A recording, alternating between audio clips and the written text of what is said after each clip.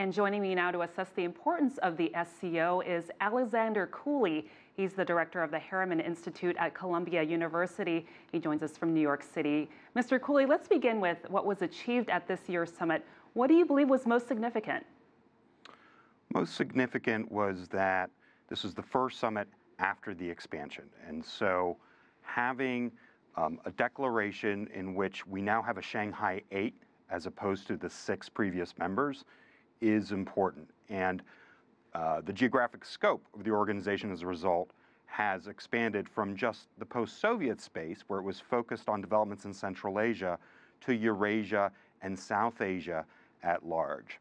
The second major achievement is that this was the first summit in China after the announcement of the Belt and Road Initiative in 2013. And so this marked China's grand initiative to foster the Belt and Road community and to have 7 of the 8 members endorse it. Of course, India did not formally endorse it. So I think the expansion and the focus on the Belt and Road. And you mentioned that expansion, India and Pakistan joining as full members. How do you think that will shape the SCO moving forward? Well, there's no doubt that expansion alters the character of the organization. It gives it more prestige. It gives it more reach. The real question is whether it waters down some of the consensus and the decision-making. I think it's the case with all international organizations. The greater the membership, the more difficult it is to find consensus. And that's particularly important for the SCO, which does rely on consensus as its operating mode. I think the real question is whether the SCO itself will be able to smooth over relations between Pakistan and India. If it could actually provide a forum to enable those countries to improve their relations, then I think that's quite a meaningful achievement.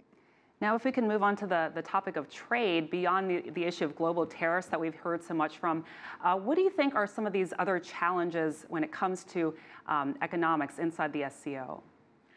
So the SCO economic agenda has not developed as rapidly as the security agenda.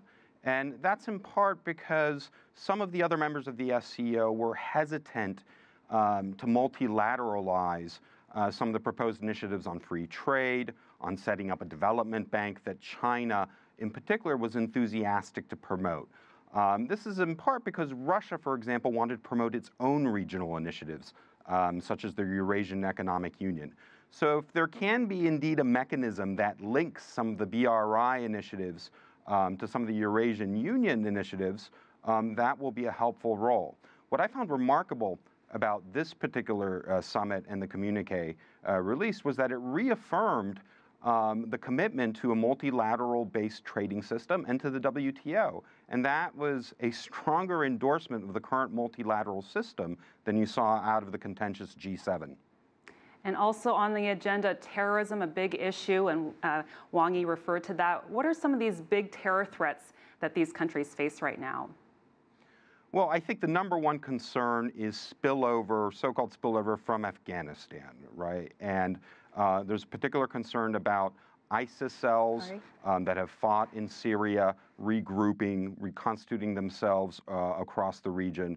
And so the focus particularly on stabilizing northern Afghanistan and then tracking some of these transnational elements that have been floating through the region, that I think is the focus.